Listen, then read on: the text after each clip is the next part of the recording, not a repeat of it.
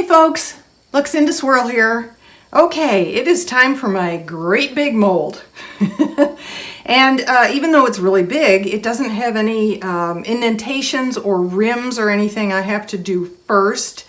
I'm going to mix all the resin at one time.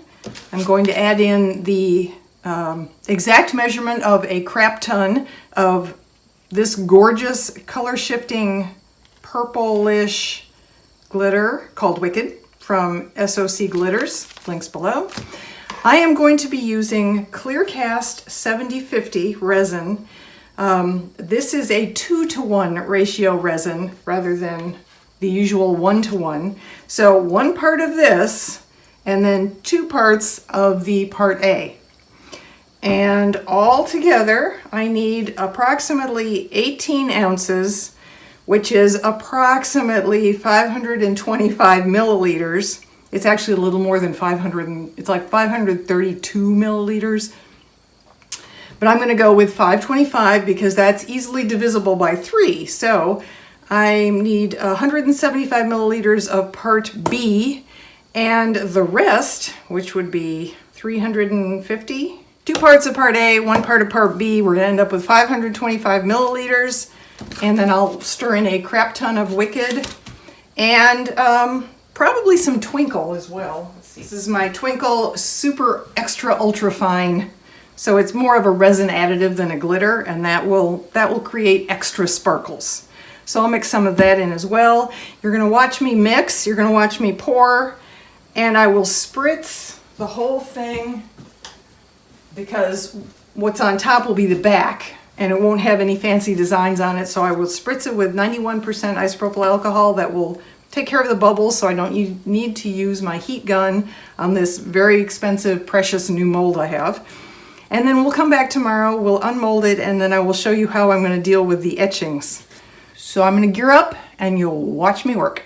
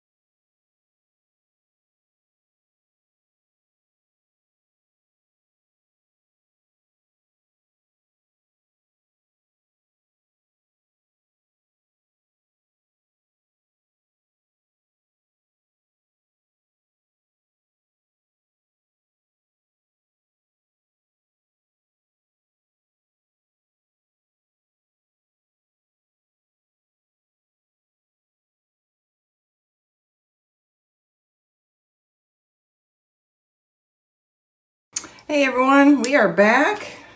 As you saw, I not only mixed up too much resin, I poured too much in the mold.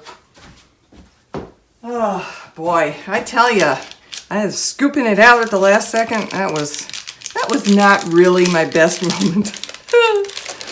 Next time, definitely stop before it starts to dome, because then once I sprayed the alcohol on, that was all she wrote.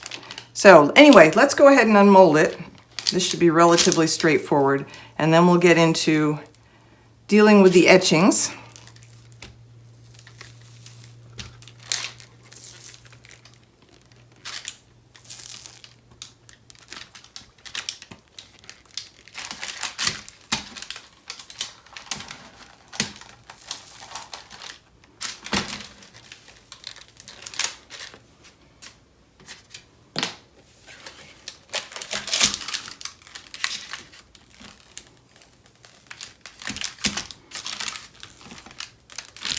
There she is.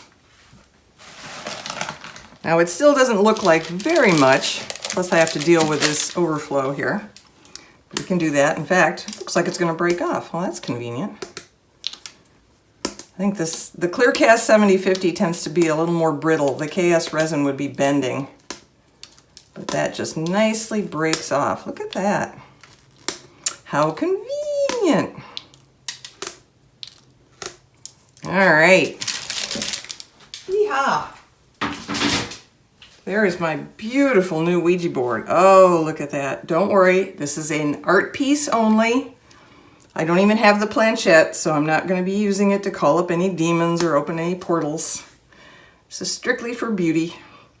All right, so the next thing that happens is we are going to get some paint into the etching spots and see if we can make them pop.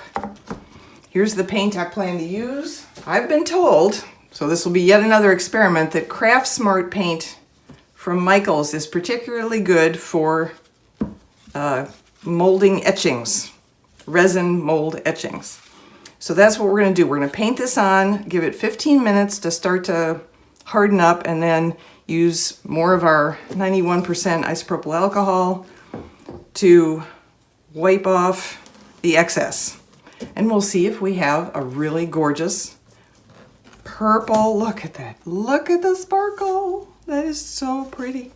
All right, stay tuned. Okay, we're back. The first thing we're gonna do is we're gonna unmold this. This was my overflow that I scooped out of the mold. And it should look exactly like this, except all shiny. It's so pretty. Pretty, pretty, pretty. I love, love, love this glitter. Get that for you again. This is wicked. I used the entire 2 ounce, and it was 2 ounces by weight. It was quite a bit of glitter. Used the entire bag. It's color shift. So now these color shift as well. It's so pretty. All right, so here's what's gonna happen. I am going to take my bottle of Craft Smart silver paint. We'll see. This was recommended, Craft Smart specifically, to paint in etchings on resin. Whoop. Looks like I have to shake it up. So basically I'm going to take this beautiful brush, I'm going to paint everywhere the etchings are, let it sit for 15 minutes.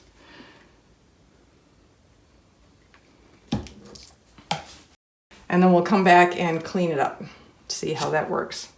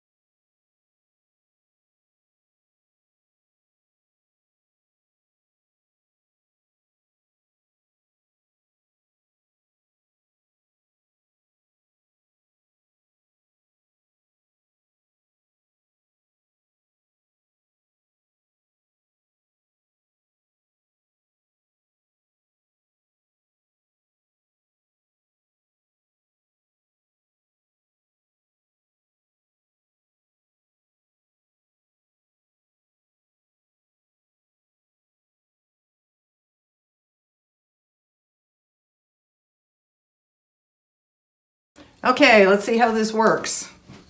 I'm a little nervous. I'm not sure I believe it, but we'll see.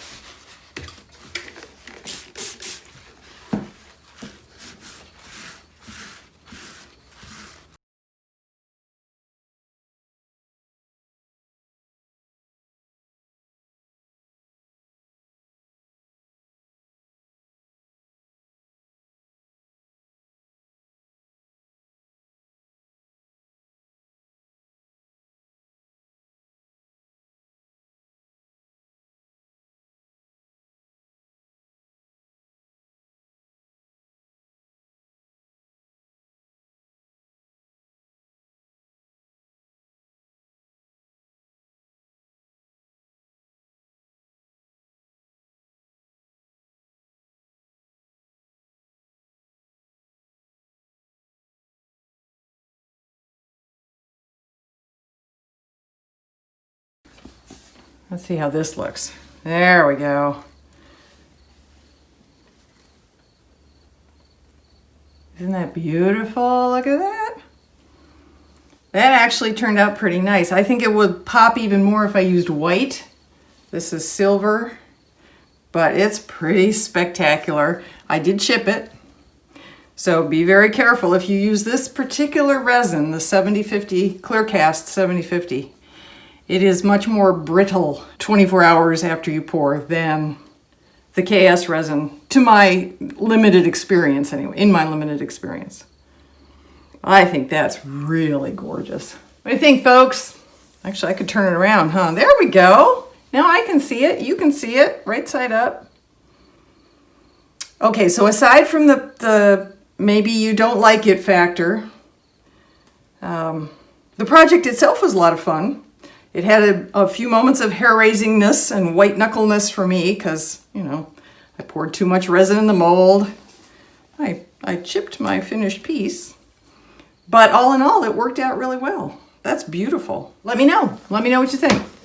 Please no nasty comments about the Ouija part. It was just something I wanted to try. It was a pretty mold and it was on sale. But if you have any experience with painting into the etchings on a resin piece like this, any design, and you've had really good success with a specific brand of paint or a specific color of paint, getting it to pop off a dark background, please do say something in the comments below. I'd like to hear all suggestions on any improvements I can make, different colors I could try, different things to mix into the resin to get a pretty background.